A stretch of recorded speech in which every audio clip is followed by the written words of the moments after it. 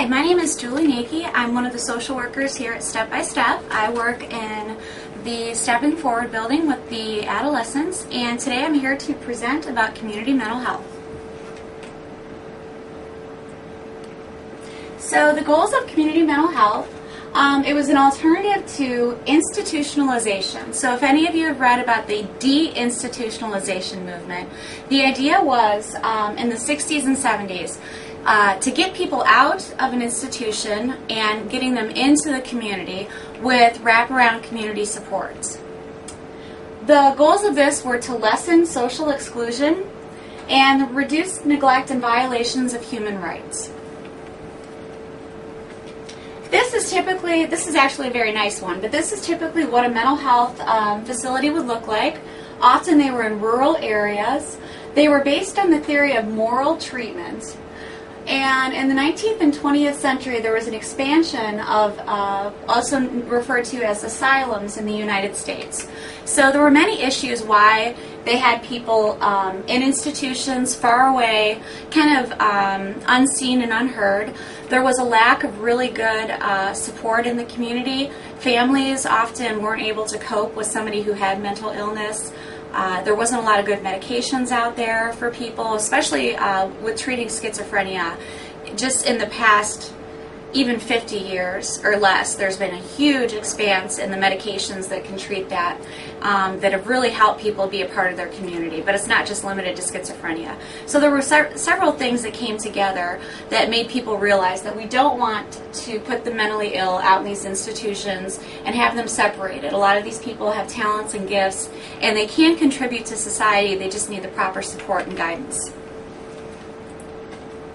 So now I'm going to show about I think it's about a 10-minute video. This is about Willowbrook, which was one of the last institutions. Some of the language that they'll use in this, they refer to children as mentally retarded. We don't want to say that, of course. We want to say they have an intellectual disability. Back in this time, too, I think this was 1972, they referred to children whether or not they were trainable. In other words, with their intellectual disability, could they be trained? We don't use terminology like that anymore. We assume that all children can learn, they can all be educated. Maybe it's not as much as, a typical child, but all children can learn regardless of their intellectual disability. So I'm going to go ahead and watch this. Please note that this can be disturbing for some people, but I feel it's important that you see it just so you know how far we've come since 1972.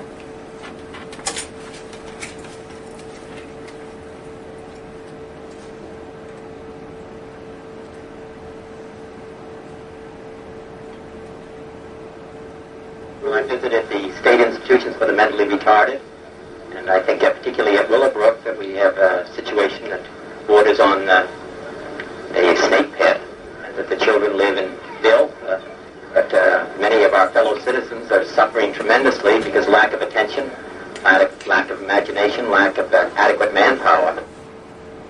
It's been more than 6 years since Robert Kennedy walked out of one of the wards here at Willowbrook and told newsmen of the horror he'd seen inside. He pleaded then for an overhaul of the system that allowed retarded children to live in a snake pit. But that was way back in 1965, and somehow we'd all forgotten. I first heard of this big place with the pretty sounding name because of a call I received from a member of the Willowbrook staff, a Dr. Michael Wilkins. The doctor told me he'd just been fired because he'd been urging parents with children in one of the buildings, building number 6, to organize so they could more effectively demand improved conditions for their children.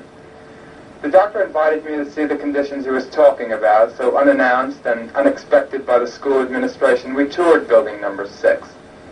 The doctor had warned me that it would be bad. It was horrible. There was one attendant for perhaps 50 severely and profoundly retarded children. The ones that we saw were the most severely and profoundly retarded. There are thousands there like that, not going to school, sitting on the ward all day, not being talked to by anyone, only 1 or 2 or 3 people to take care of 70 people on the ward, sharing the same toilet, contracting the same diseases. Can the children be trained? Yes, every child can be trained. These kids, there's no effort. We don't know what these kids are capable of doing. And I think your priorities are mixed up in New York in terms of serving the retarded. Your top investment is in institutions. Our top investment is in the Department of Education. program for the child while he's at home in terms of daycare. For example, these kids can go to school at age 3 years, so they start very young, and that helps a great deal for parents. And when parents are actively encouraged to keep their child at home, they do so because they know they can have the help of regional centers or public schools or the health department in terms of services, etc. What we need is a new approach. We have to change the way we care for our mentally retarded. We ask for change, we demand change. But you see, it just doesn't have to be this way. I think all of us are involved. And I think it's just it's long overdue that something be done about it.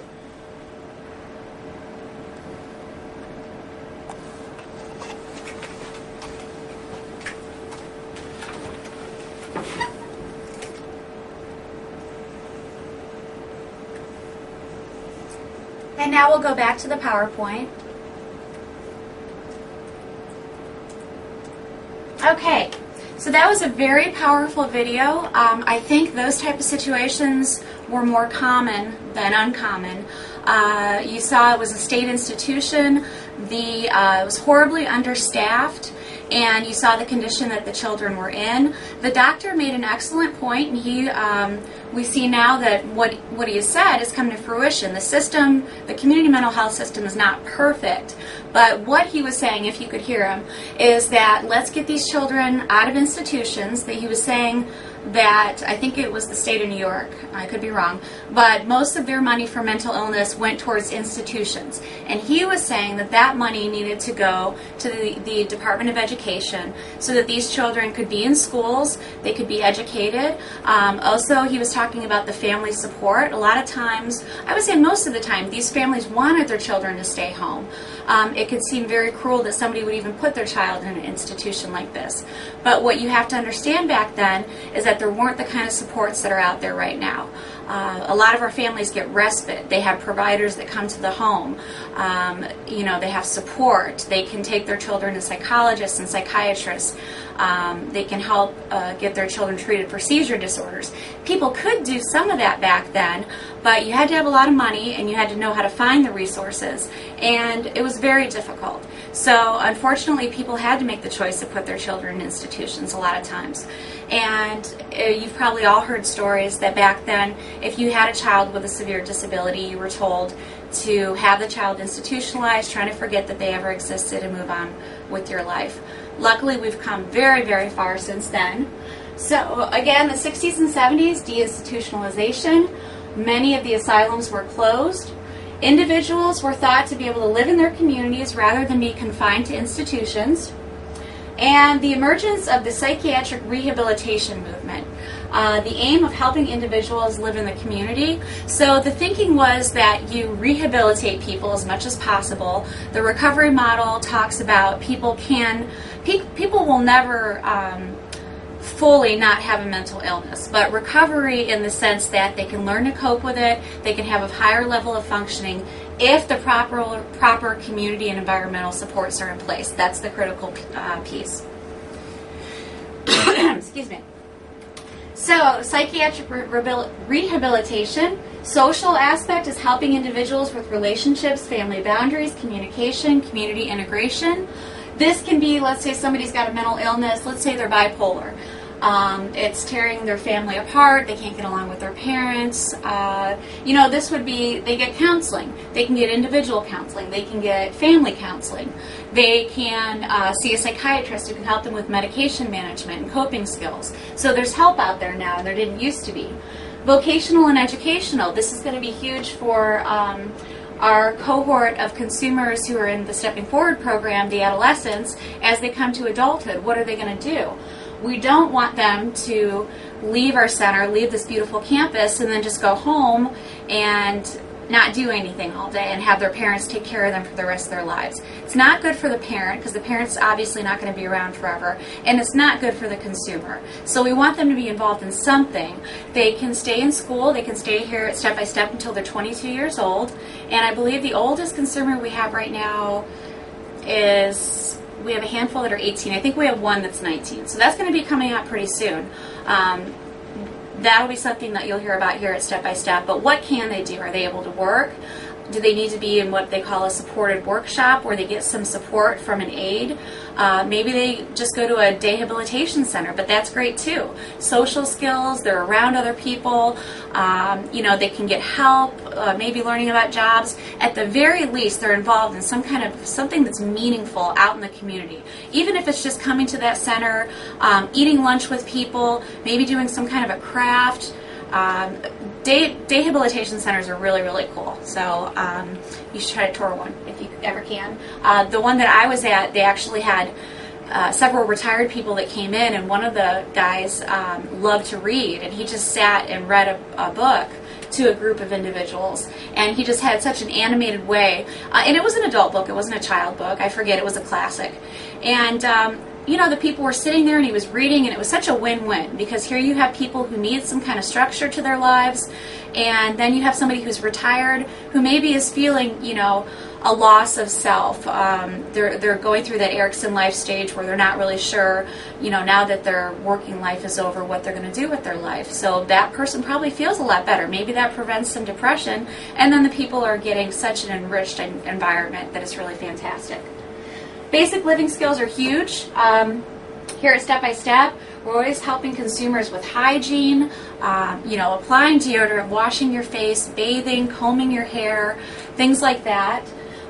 Meal preparation. Always want to empower the consumer to do as much as possible for themselves. So I'll give you an example. I was at a home visit, and the consumer was an adolescent male. I think he was about 13 years old. And he's nonverbal. He can make some vocalizations, but very limited, but he does a lot of pointing. So he wanted chips, and he was pointing, and the mom knew what he wanted. So right away, it was we were in the middle of a meeting, so she, was a little bit stressed out. So she just ran over, got the bowl, poured the chips in, and put it right in front of him. This consumer is fully capable of doing that himself. And obviously sometimes it's easier to do something for a person, and I completely understand, especially if you're a parent. But here at Step by Step, we want to encourage people, bring the bowl out. There's different levels. You just have to go with the level that the person's at. Can the person go get the bowl themselves? Can they get the chips themselves? Maybe they lack the fine motor ability to open up the bag, so you open up the bag for them, and then they reach in and put the chips in the bowl, or probably it would be better if they poured them into the bowl, and you assist with that. But the important part is that you're respecting them where they're at, and you're assisting them, but you're not over assisting them. I think I feel really passionate about that, because I think that's huge. That it's just such a good thing to give people as much independence as possible. Safety planning, we're doing this right now in my social skills group, trying to teach consumers about safety signs, community awareness. And this I already spoke about. Recovery, as much as possible, recover from the symptoms of mental illness that make it clinical, that it's interfering with your life on a daily basis, school, work, relationships, things like that. For our consumers, it's going to be tough, because they will have autism their entire lives. And that is so many different challenges wrapped up into one diagnosis that it's very, very difficult. But as much as possible, we want them maybe to recover from self-injury.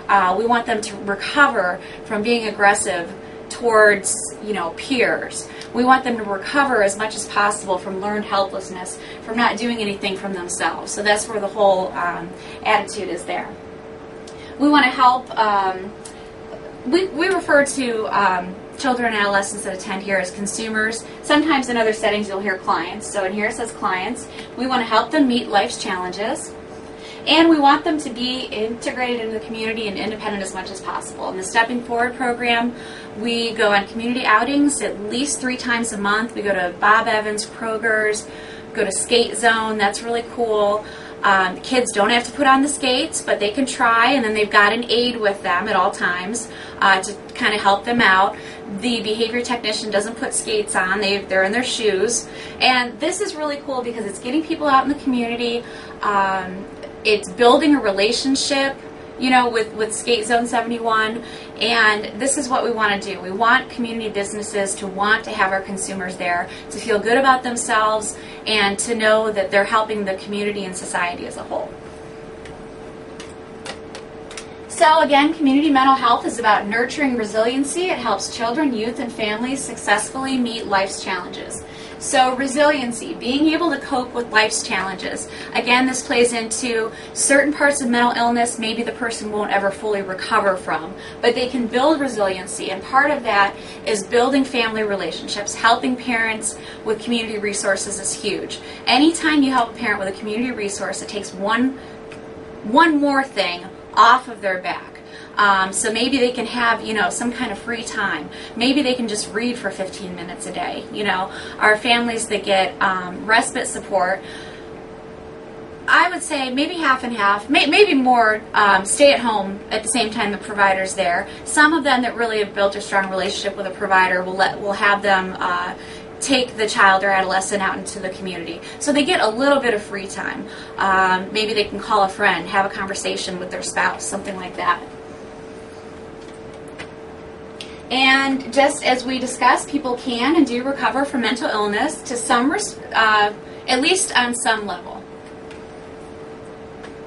So mental health services. Ohio House Bill 648, that was in 1968. And remember, the deinstitutionalization movement happened in the 60s and 70s, so we were kind of right on track there in 68. We created community-based systems of county and multiple county boards. You'll hear a lot, you'll see the acronym too, Franklin County Board of Developmental Disabilities, Delaware County Board of Developmental Disabilities. Those were all created for each county. Then in 1980, the Ohio House Bill 900 created separate departments of mental health and mental retardation and developmental disabilities. I believe now they've gotten rid of the calling it mental retardation, and they're just saying the Franklin County Board of Developmental Disabilities. I think it used to be called different, referred to as something else. And guided by the Mental Health Act of 1988, the goal is to move towards community treatments rather than institutional care. And the mission, the promotion and establishment of mental health as a cornerstone of health and wellness for individuals and communities throughout Ohio. So who pays for community mental health? So we start at the federal government level, and then we've got the state. So we've got ODMH, we like to use acronyms, Ohio Department of Mental Health. This money comes in from Medicaid, state revenue, federal block grants, filters down to the county boards of mental health, which is also with Adam H., and those are local levy dollars. This is where things get tricky. As you all probably know, some counties, some states have better treatment for mental illness, more resources than others. Ohio is one of the best states actually that has community resources and programs for children and adolescents with autism. So that is a really great thing about our state. It's scary though sometimes if these levies don't pass, because that's going to have a direct effect on things. Then we go from the county boards to the local service providers, and fundraising can be an aspect of that. This is where step-by-step comes in. And then you've got the consumer. So you can see the money filters down from the federal level to the consumer. So at Step by Step Academy, we are a community-based mental health CARF accredited agency. We serve children and young adults with autism spectrum disorders. I believe the youngest consumer we have might be 2.5. The oldest, as I said, was 19, but we will go all the way up to age 22. We are funded by ODE through the Autism Scholarship Program, the Ohio Department of Education. Currently, right now, that's $20,000. So a school district, if a parent opts for the Autism Scholarship, the school district pays us $20,000 to educate the consumer, to help them with all the skills that they need, not just academics. And also Medicaid kicks in for the mental health component. Our consumers that are having a lot of what they refer to as target behaviors or problem behaviors, they might need that one-on-one support. I look at this more as like the learning aspect here, and then this is the mental health that allows the learning to happen. So you can see if you've got, the educational component, but they don't have the mental health support, that's not always going to work. And if you've got a consumer who's engaging in self-injury, who's head-banging, biting his knuckles, things like that, he's really not going to be too into the learning aspect. So you have to use the mental health support to decrease the problem behavior so that those learning opportunities are there. And I think that's something that Step by Step really excels at. We specialize in evidence-based ABA, Applied Behavior Analysis Therapy. And for more resources, you can go to the Ohio Department of Mental Health, www.mh.ohio.state.gov. The Mental Health Association of Franklin County, it's always good to know what's going on right here in Franklin County, www.mhafc.org. And then this was just based on a book called Mental Health and Mental Illness by Patricia Berry that you can reference. So I hope you've enjoyed this presentation on community mental health.